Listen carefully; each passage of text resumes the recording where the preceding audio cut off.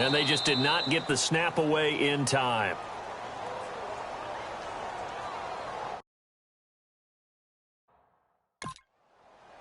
Delay of game, offense.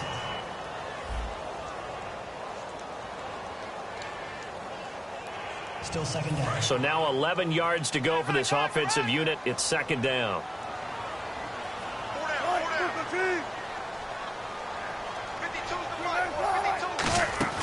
Off the play fake to Rawls. Wilson.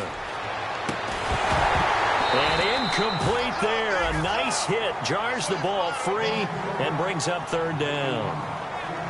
Looked like they had an opportunity for a big play across the middle, but he didn't have the concentration or the focus necessary and dropped it before he could haul it in. So third down, and defensively the Rams have added 2 extra DBs.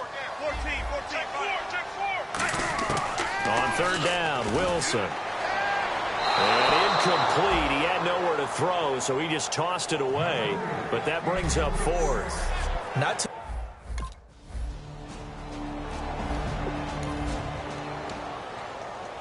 The Seattle now ready to march onto the field. And on the first drive, 3 and out. And I know that these are professional athletes, but I would imagine sometimes you get the nerves at the beginning of a game still, don't you? Those don't ever go away. And typically what I've heard from guys and what I remember from playing, if you don't have nerves at the start of a game, it's not going to be a great day for you. You're not really ready to play. So finding a way to harness those nerves and not let them affect you in a negative way, that's what all the guys are looking for. They come out here in the eye. They stay on the ground. Rolls again. Maybe a gain of a yard that time, but yeah, from the spot, actually no.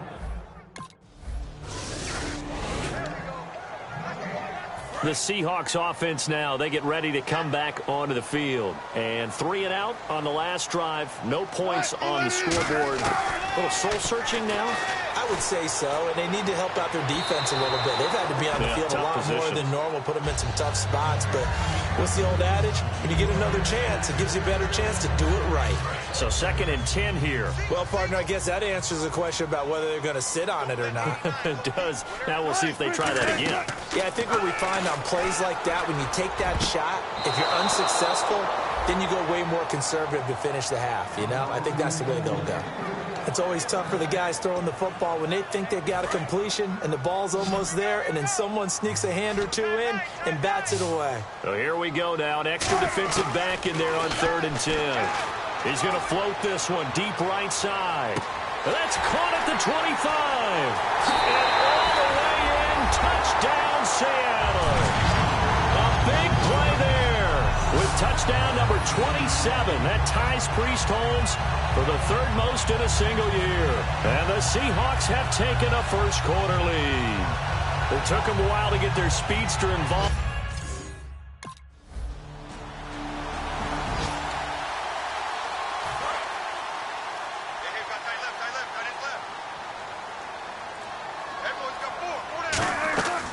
On 2nd down, Rawls. And he is going to lose yardage here.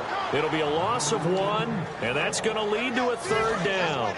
I enjoyed watching Robert Quinn in pregame warm-ups with you down on the field. Did it surprise you how tall and angular he is? You wouldn't think he'd be able to play against the run that well, would you? But he can't. He rifles one that's intercepted. A great read, and it's picked off. And he will bring it back. It's an interception return for a Rams touchdown. The Seahawks offense now, they get set to go back to work.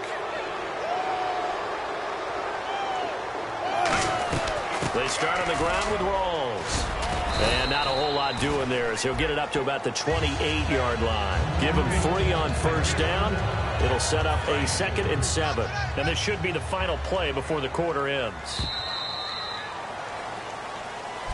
Alongside my broadcast partner, Charles Davis, Brandon Gaudin hits the Seahawks with a football to begin quarter number 2. They face a 2nd and 7 to start things out. On 2nd down, Wilson.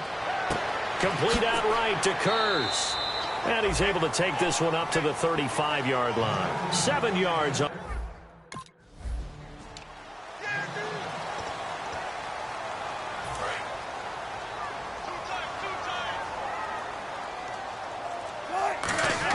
Throwing is Wilson. Going for the deep ball. It's caught inside the 25. And all the way in, touchdown Seattle. Their big-bodied receiver with his 28th touchdown, drawing level with Sean Alexander for the second most in a single year. And the Seahawks are going to retake the lead. Now, he's having a nice little first half for your partner. And it's a first half that leaves us anticipating. The Seattle now ready to march out of the field.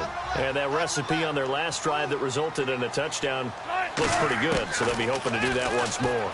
And it takes me back to when we sat with the offensive coordinator and the head coach. They felt pretty good about their game plan and thought there were some holes in the defense, and they exploited them the last time out. Let's see if they can come back and put together a similar drive. And we'll see if they can do just that. Now Wilson. Throwing over the middle, but it's incomplete. It's a tried-and-true formula, and I don't think it'll change for as long as we play football. If someone's trying to throw the ball and you can put pressure on them and make it tough, that's only going to help your defense. Yeah, he's since being hurried. He got rid of it before taking the hit, but incomplete. Here's Wilson. Dumps it off for Spiller. And he's able to get out to the 32, brought down there.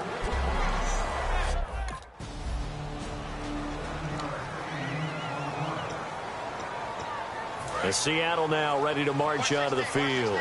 And a tight game after punting last time. See if they can get something going on this drive.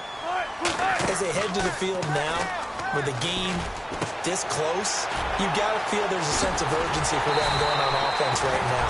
But they have to do it without letting panic creep in and affect their play. And that catch puts him past the great Jerry Rice. For the most receiving yards in a single season, he's now up over 1,848. At one point, we called Jerry Rice Flash. How about the dash we saw here today? The dash towards his record and past it. What a tremendous achievement. And how much fun is it for us to be here to witness it? It's a pinch-me moment for us. From midfield now, here's Wilson. Pressure comes, and Wilson's going to go down. LaMarcus Joyner in there to sack him for a loss of 6. The game plan for any defense is finding ways to make a quarterback uncomfortable in the pocket. When you bring pressure from all angles, you never know who's going to get home. In this case, the left cornerback, right in the face of him, puts him down.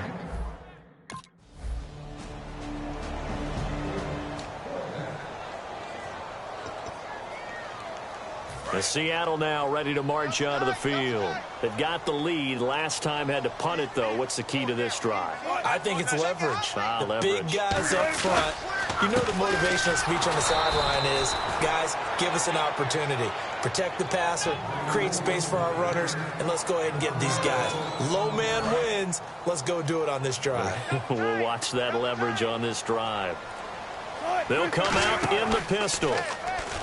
Now it's Wilson. He's going to loft one deep left side here. A battle for it, and it's intercepted. Picked off by Trumaine Johnson. And his guys are going to get the football at the 37.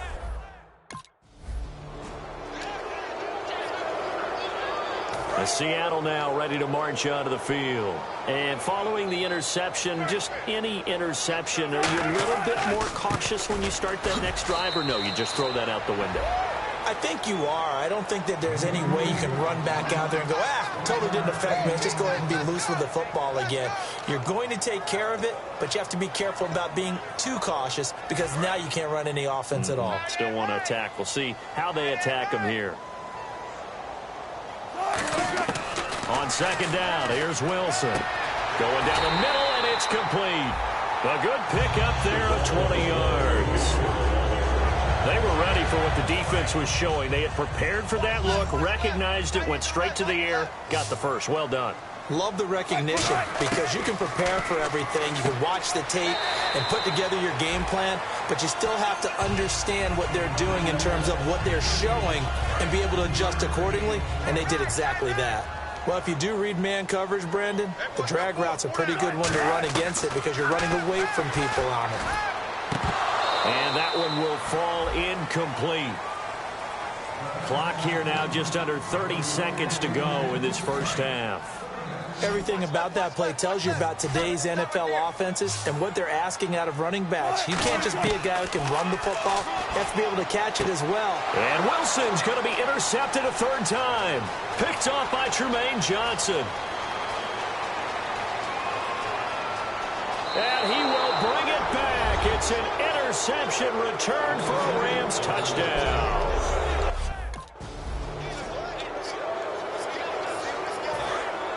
Looks like the defense in press coverage here. They come out 5 wide, 3 of them to the right side. Here's Wilson. The grab made by Kearse over the middle. And he's able to get out to the 32, brought down there. Now hold everything here. We're going to get a timeout by the offense. It's just their first, so they'll have 2 remaining here before we get to halftime.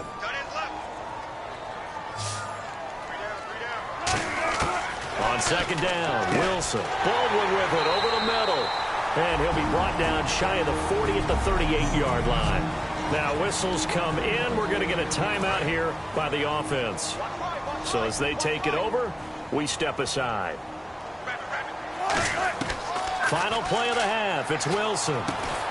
And for the 4th time tonight, it's an interception. Picked off by Cody Sensabaugh. And he will be brought down as time is now run out on this first half of action. Thanks, Brandon, and welcome to the EA Halftime Report.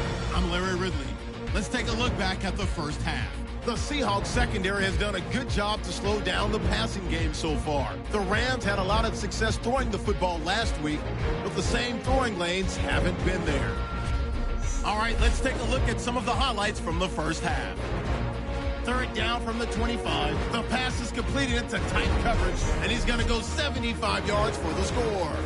3rd and 7.